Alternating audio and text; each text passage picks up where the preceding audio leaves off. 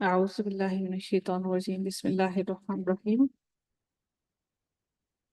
آیت نمبر 28 چل رہی ہے۔ اللہ تعالیٰ ارشاد فرماتے ہیں وَاصْبِرْ نَفْسَكَ مَعَ الَّذِينَ يَدْعُونَ رَبَّهُمْ بِالْغَدَاةِ وَالْعَشِيِّ يُرِيدُونَ وَجْهَهُ وَلَا تَعْدُ عَيْنَاكَ عَنْهُمْ۔ اللہ تعالیٰ ارشاد فرماتے ہیں کہ نبی کریم صلی اللہ علیہ وآلہ وسلم کو کہ اے نبی، اور اپنے آپ کو انہی کے ساتھ رکھا کر جو اپنے پروردگار کو صبح و شام پکارتے ہیں اور اسی کے چہرے کی ارادے رکھتے ہیں، یعنی اللہ تعالیٰ کی رضامندی چاہتے ہیں۔ اس سے مراد کیا ہے کہ در حقیقت ایسا ہوا کہ نبی کریم صلی اللہ علیہ وآلہ وسلم کے ساتھ کچھ صحابہ تھے جو غریب تھے، اور اہل قریش جو مکہ کی جو لوگ تھے، قریش کے لوگ جو تھے، جو امیر کبیر سردار تھے، وہ یہ چاہتے تھے نبی کریم صلی اللہ علیہ وسلم ان سے تھوڑی دوری اختیار کریں تاکہ ہم اپنے رتبے کے اعتبار سے ان کے ساتھ ان کے ساتھ نہ بیٹھیں، اور ہم ان کے ساتھ، چونکہ وہ کچھ غلام بھی ہیں، کچھ غریب بھی ہیں، غربا بھی ہیں، تو ہمیں یہ اچھا نہیں لگتا کہ ہم ایسے لوگوں کے ساتھ بیٹھیں۔ تو نبی کریم صلی اللہ علیہ وسلم کو نے یہ سوچا کہ دل میں یہ خیال آیا کہ ممکن ہے کہ اگر میں ان کو تھوڑا سا اپنے سے دور کر دوں تو ممکن ہے یہ میری باتیں سنیں، تو ہو سکتا ہے یہ دین پر آ جائیں، ایمان پر آ جائیں اور اسلام قبول کر لیں۔ تو اللہ تعالیٰ نے نبی کریم صلی اللہ علیہ وسلم کو منع فرمایا کہ اے نبی، آپ ہرگز ایسا نہ کیجئے گا، بلکہ انہیں کہا کہ آپ اپنے آپ کو ان لوگوں کے ساتھ جوڑے رکھیے جو اللہ تعالیٰ کی رضا حاصل کرنے کے لیے صبح اور شام اللہ تعالیٰ کو پکارتے ہیں اور اللہ تعالیٰ کی رضا حاصل کرنا چاہتے ہیں۔ وَلَا تَعْدُ عَيْنَاكَ عَنْهُمْ، آپ اپنی آنکھوں کو ان سے نہ پھیریے گا۔ اللہ تعالیٰ فرماتے ہیں کہ تُرِيدُ زِينَةَ الْحَيَاةِ الدُّنْيَا، اللہ تعالیٰ فرماتے ہیں کہ دنیا کی زندگی کی ٹھاٹ کے ارادے، ایسا نہ ہو کہ دنیا کی زندگی کی ٹھاٹ کے ارادے میں نہ لگ جانا۔ تُرِيدُ، نہ تم چاہنا، زینت الحیات الدنیا، دنیا کی زندگی کی زینت کو۔ پھر اللہ تعالیٰ یہ بھی ارشاد فرماتے ہیں وَلَا تُطِعْ مَنْ أَغْفَلْنَا قَلْبَهُ عَنْ ذِكْرِنَا، اور اللہ تعالیٰ نے جس کے دل کو اللہ تعالیٰ کے ذکر سے غافل کر دیا۔ رب کائنات فرماتے ہیں کہ جس کا دل اللہ تعالیٰ کے ذکر سے غافل ہو گیا، اس کی اطاعت نہ کرنا اور اس کے پیچھے مت پڑ جانا۔ بدقسمتی سے ہم سارے کے سارے لوگ ان لوگوں کو اپنا آئیڈیل سمجھتے ہیں جن کے دل اللہ تعالیٰ کی اطاعت سے غافل ہوتے ہیں، چاہے وہ ہماری میڈیا والے لوگ ہوں، چاہے وہ ہمارے ایکٹرز ہوں، چاہے وہ ہمارے رشتہ دار ہوں، عزیز و قارب ہوں، کیونکہ یہی وہ لوگ ہوتے ہیں جو محفلوں کی رونق ہوتے ہیں۔ وہ لوگ جو دین پر چلنے والے ہوتے ہیں وہ ایسی محفلوں کی رونق نہیں ہوا کرتے، بلکہ وہ بیچارے کسی کونے میں آرام سے بیٹھے ہوئے خاموشی سے اس دنیا کے نظاروں کو دیکھ رہے ہوتے ہیں۔ اللہ تعالیٰ نے یہاں پر یہ کہنا مقصود نبی کریم صلی اللہ علیہ وسلم کو کہنا نہیں، بلکہ نبی کریم صلی اللہ علیہ وسلم کو یہ بات کہنے کے بعد، چونکہ وہ ہمارے سردار ہیں، ہمارے نبی ہیں، ہم ان کی امت ہیں، تو مخاطب ہمارے نبی کو کرنے کے بعد مخاطب ہم تمام امت کو کیا جا رہا ہے کہ ہم اپنے آپ کو ان لوگوں کے پیچھے نہ ڈال دیں جن کے دل اللہ تعالیٰ کے ذکر سے غافل ہوں، جن کے دل دنیا کی دنیا داری میں پڑے ہوں۔ اللہ تعالیٰ فرماتے ہیں کہ اس کا کہنا نہ ماننا جس کے دل کو ہم نے اپنے ذکر سے غافل کر دیا، ہم نے غافل کر دیا، اس میں خود طاقت نہ تھی، بلکہ اللہ فرماتے ہیں کہ ہم نے غافل کر دیا اس کو اپنے ذکر سے ہی۔ وَاتَّبَعَ هَوَاهُ وَكَانَ أَمْرُهُ فُرُطًا، پھر اللہ تعالیٰ فرماتے ہیں اور جس کا کام حد سے گزر چکا، اور جو اپنی خواہش کے پیچھے پڑا ہوا ہے، وَاتَّبَعَ، جس نے اتباع کی اپنی خواہش کی، تو اللہ تعالیٰ فرماتے ہیں کہ اور وہ جو اپنی خواہش کے پیچھے پڑا ہوا ہے اور جس کا کام حد سے گزر چکا ہے، یعنی وہ ایسی جگہ پر پہنچ چکا ہے کہ وہاں سے پلٹنے کا کوئی راستہ ہے ہی نہیں۔ کچھ دنوں کے لیے اگر دل اللہ تعالیٰ کی یاد سے غافل ہو جائے، اللہ کے ذکر سے غافل ہو جائے، تو اللہ سے رجوع کرنے کی کوشش کیجیے، یہ سوچ کر کہ کہیں ہم سے کون سی ایسی کوتاہی غلطی ہو گئی جس کے سبب اللہ تعالیٰ نے ہمارے دل کو غافل کر دیا اپنی اطاعت سے۔ اللہ تعالیٰ مزید ارشاد فرماتے ہیں اگلی آیت کے اندر وَقُلِ الْحَقُّ مِنْ رَبِّكُمْ، اللہ تعالیٰ فرماتے ہیں اے نبی آپ اعلان کر دیجئے، کہہ دیجئے، اے نبی آپ کہہ دیجئے کہ یہ جو بھی کچھ قرآن کے اندر ہے، جو بھی میرے رب نے نازل کیا ہے، یہ سراسر صرف اور صرف حق ہے، سچ ہے، اس میں کوئی شک و شبہ کی بات نہیں ہے۔ فَمَنْ شَاءَ فَلْيُؤْمِنْ، اللہ تعالیٰ پھر یہ بھی ارشاد فرماتے ہیں اب جو چاہے ایمان لائے، فَلْيُؤْمِنْ، وَمَنْ شَاءَ فَلْيَكْفُرْ، اب جو چاہے اس کا کفر کر دے۔ دیکھیں آپ کی اور میرے پاس قرآن موجود ہے، ہمارے گھروں میں موجود ہے، ہر گھر میں ایک نہیں دو نہیں، ہو سکتا دسیوں قرآن موجود ہوں، لیکن بدقسمتی سے ہم قرآن ہونے کے باوجود ہمارے گھروں میں ہم میں سے کوئی بھی یہ نہیں جانتا کہ قرآن کے اندر اللہ تعالیٰ رب کائنات نے، اللہ تعالیٰ نے کیا کچھ لکھ رکھا ہے اور اس کی کیا کیا احکامات ہیں جن پر ہم پر عمل کرنا لازم ہے۔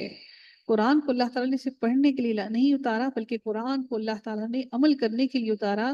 جب نبی اکرم صلی اللہ علیہ وسلم کے بارے میں پوچھا گیا کہ ان کا اسوہ حسنہ کیا تھا، تو جواب دیا حضرت عائشہ نے، کیا نبی پاک صلی اللہ علیہ وسلم کی زندگی، ان کی حیات طیبہ قرآن کی عملی تفسیر ہے، یعنی انہوں نے اپنی زندگی کا ہر عمل قرآن کے مطابق ڈھال دیا۔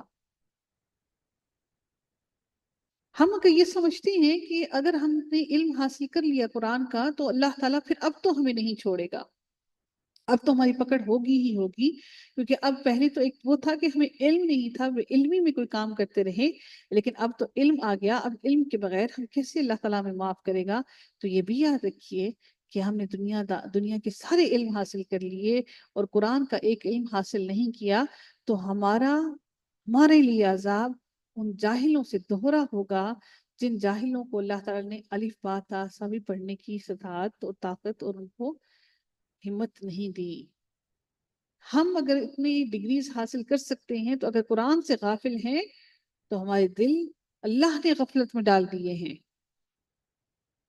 یہ قرآن کا علم حاصل کرنا ہم سب پر لازم ہے، کیونکہ ہم اس کے بغیر مسلمان ہو ہی نہیں سکتے۔ مسلمان سے مراد کلمہ گو ہونا کافی نہیں، مسلمان سے مراد اللہ تعالیٰ کی اطاعت کرنا ہے، اپنے ہر عمل کو اللہ تعالیٰ کی اطاعت کے مطابق بنا دینا ہے۔ اب اللہ تعالیٰ نے فرمایا کہ یہ قرآن تو میں نے حق کے ساتھ نازل کر دیا، اب تم میں سے جو چاہے اس حق کو مانے، ایمان لے آئے، اور جو چاہے اس کا انکار کر دے، اس کو نہ مانے، تو مجھ پر اس کا کوئی اثر نہیں۔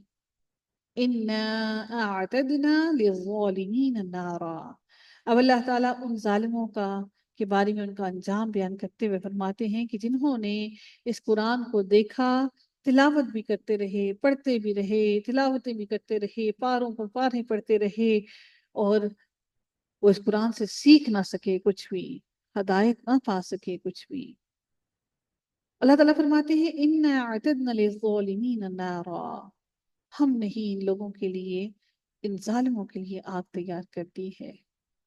اب یہ آگ بھی ایسی آگ ہوگی، جب آگ بہت زیادہ بھڑکنے لگتی ہے تو اللہ تعالیٰ فرماتے ہیں احاط بہم سرادقها، تو یہ گھیرے ہوگی اور یہ لپیٹ لے گی آگ ان کو، اس کی اتنی اونچی اونچی اس کی شعلے، اور اتنی اونچی اونچی اس کی آگ ہوگی کہ وہ ان کو اپنے اندر پوری طرح سے لپیٹ لے گی، جس طرح سے آپ ایک کپڑے کے اندر لپیٹتے ہیں نا، ایک بچہ جب نیو بورن بیبی ہوتا ہے تو بہت سے لوگ اس بچے کو لپیٹ دیتے ہیں، اس کے اندر کپڑے کے اندر لپیٹ دیتے ہیں تاکہ وہ بچہ جو ہے وہ بالکل نہ ہاتھ مار سکتا، نہ پاؤں مار سکتا، نہ ٹانگیں ہلا سکتا، کچھ بھی نہیں ہلا سکتا۔ بالکل یہ آگ بھی ایسے ہوگی کہ جس کی لپیٹیں اس انسان کے چہروں سے بھی اوپر ہوں گی۔ اب اللہ تعالیٰ پھر مزید اس آیت کے اندر آگے مزید الیبوریٹ کرتے ہیں اسی بات کو۔ رب کائنات فرماتے ہیں وَإِن يَسْتَغِيثُوا يُغَاثُوا، اور پھر وہ جب لوگ اس آگ میں داخل ہوں گے، یہ وہی لوگ ہیں جو قرآن کا حق آنے کے بعد کچھ ایمان لے آئے، لیکن کچھ لوگوں نے کفر کیا، اس کو نہیں مانا، اس پہ غور نہیں کیا، تفکر نہیں کیا، سمجھا نہیں۔ اللہ تعالیٰ فرماتے ہیں وَإِن يَسْتَغِيثُوا يُغَاثُوا، پھر یہ لوگ اللہ تعالیٰ سے پناہ مانگیں گے، اللہ تعالیٰ کی طرف رجوع کریں گے، اللہ تعالیٰ سے فریاد کریں گے۔ یستغیثوا، استغفار باب استفعال سے ہے یہ، کہ وہ اللہ تعالیٰ سے فریاد کریں گے، گڑ گڑا کر فریاد کریں گے۔ فریاد کرنا کیا ہے؟ اللہ تعالیٰ نے واضح الفاظ فرمایا یستغیثوا، اور وہ فریاد کریں گے، اور اللہ تعالیٰ کہتے ہیں ایسی فریاد نہیں ہوگی کہ میں ان کی فریاد نہیں سنوں گا، میں نے بھی دنیا میں ان کو قرآن کا ایک ایک آیت، ایک ایک لفظ، ایک ایک حرف کھول کھول کر بیان کیا تھا، اب وہ اگر میرے آگے فریاد کریں گے تو اب ان کی فریاد رسی کیسے ہوگی؟ وہ اللہ پر ہے۔ اب اللہ تعالیٰ ان کی فریاد رسی کیسے کرتے ہیں؟ رب کائنات ارشاد فرماتے ہیں کہ وَإِن يَسْتَغِيثُوا يُغَاثُوا، وہ فریاد کریں گے یغاثوا، اور اللہ تعالیٰ ان کی فریاد رسی کرے گا کس سے؟ بِمَاءٍ، آگ ہے نا، تو آگ کو پانی، آگ کو کیا کرے گا؟ پانی اس کو بجھائے گا نا، لیکن پانی کیسے آگ کو بجھاتا ہے؟ بلکہ پانی کے اندر تو آکسیجن ہے، وہ تو آگ کو اور بھڑکاتا ہے۔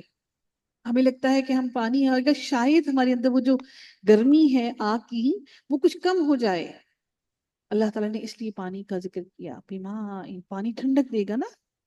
لیکن اللہ تعالیٰ نے فرمایا کہ یہ وہ پانی ہوگا کالمہلی، یہ مانند ہوگا ایسے جیسے بہت بھڑکتا ہوا گرم کھولتا ہوا تیل ہو، اور وہ اچھلتا ہوا تیل ہو۔ پانی ہے، پانی میں جب ایک ڈراپ پانی میں، پانی کا ایک ڈراپ تیل کے اندر گر جائے تو وہ پانی کیسے اچھلنا شروع ہو جاتا ہے، اور پھر جب آپ آئل کو آگ کے اوپر رکھیں تو پھر آگ کیا کرتی ہے؟ اس آئل کو مزید آگ لپیٹتی ہے، آگ اور اونچی ہو جاتی ہے۔ جب آپ فرائنگ پین کے اندر کچھ فرائی کر رہے ہوتے ہیں اور تیل جو ہے وہ سائڈز پر ہوتا ہے تو کیا ہوتا ہے؟ آگ پورے فرائنگ پین کو گھیر لیتی ہے۔ پھر اللہ تعالیٰ فرماتے ہیں کہ وہ تیل جیسا پانی جو سخت ابلتا ہوا تیل ہوگا، پھر اللہ تعالیٰ فرماتے ہیں کہ وہ اللہ تعالیٰ ان کو وہ پانی دے گا، تیل، تیل کی طرح کا پانی، تیل ہوگا یا پانی تیل جیسا کچھ اس طرح کا ہی معاملہ ہے۔ پھر اللہ تعالیٰ فرماتے ہیں یشوی الوجوہ، جو ان کے چہروں کو پھون ڈالے گا، یہ اتنا گرم ہوگا کہ ان کے چہروں کو ہی بھون ڈالے گا۔ بئس الشراب، کتنا ہی برا یہ پینا ہے، کتنی ہی برا اللہ تعالیٰ ان کو پینے کی چیز دے رہا ہے۔ کتنا میٹھا پانی اللہ نے ہمیں دنیا میں عطا کیا، وہ ٹھنڈا میٹھا پانی پینے کے بعد بھی ہم اللہ تعالیٰ کا شکر ادا نہیں کرتے۔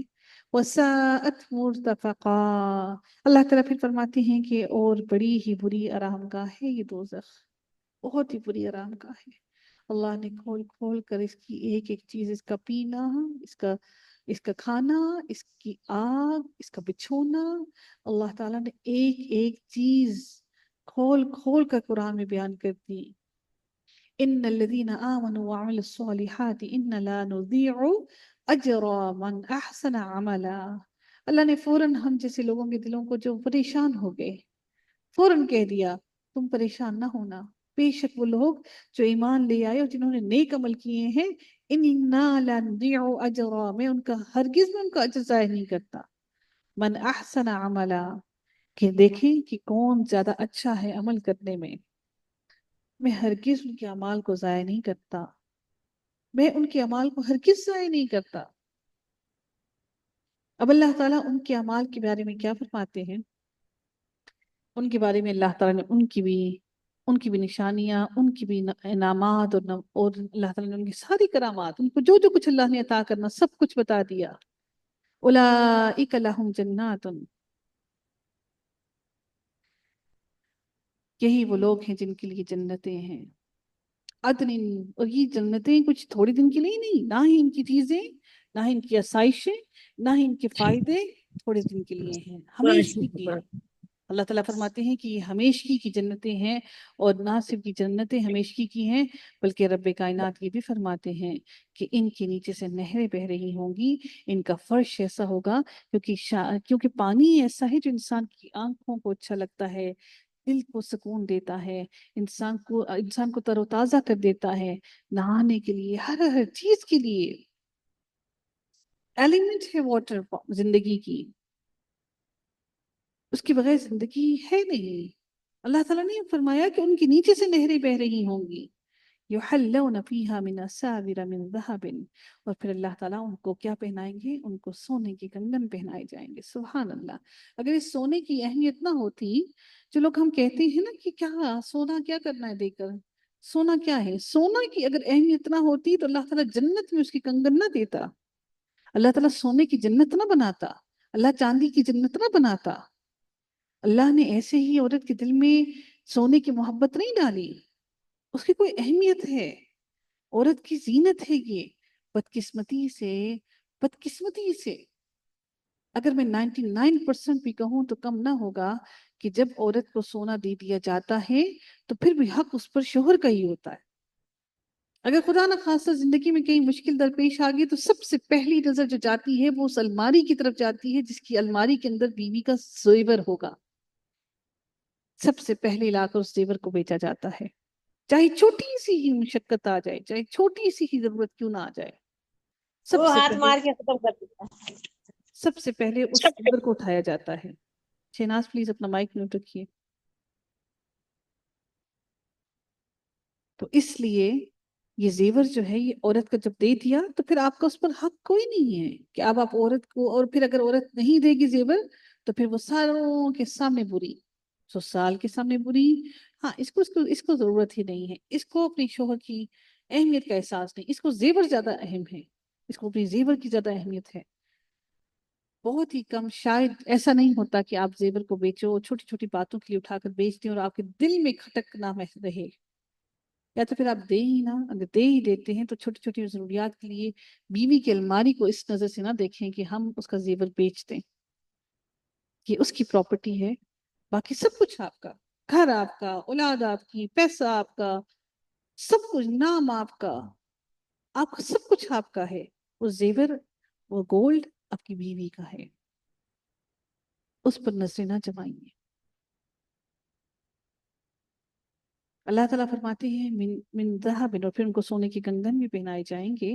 وَيَلْبَسُونَ ثِيَابًا خُضْرًا، اور پھر ان کو ہرے رنگ کے ریشم کے، باریک ریشم کے لباس اور موٹے ریشم کی بھی لباس. اب ڈیپینڈ کرتا ہے، دیکھیں آپ جب وہ ہم لوگ وہ جو پہنتے ہیں نا، وہ جو جن کے نیچے وہ پہنی جاتی ہے، کین پہنی جاتی ہے، جن کے نیچے فراکس کے اندر جو فال آنی چاہتے، جس میں فال ہوگی تو وہ تھوڑا سا ہیوی ہوتا ہے. اللہ تعالیٰ نے کتنی خوبصورت باتیں کہی کہ اللہ تعالیٰ باریک ریشم کے لباس جو جھلکتے ہوئے ہوں گے اور موٹے ریشم کے بھی لباس جو آپ کو پھولا پھولا سا ملکہ کا انسان کو وہ دے گا کہ ہاں I am something special. اللہ تعالیٰ نے یہ ساری باتیں خوبصورت بہترین بیان کر دی قرآن میں، اور پھر یہ بھی فرمایا متکئین فیہا علی الارائک، اور یہ سارے کے سارے لوگ یہ اتنے خوبصورت لباس پہن کر، کنگن سونے کے پہن کر اور اس کے زیورات پہن کر اپنی مسندوں پر بیٹھے ہوں گے.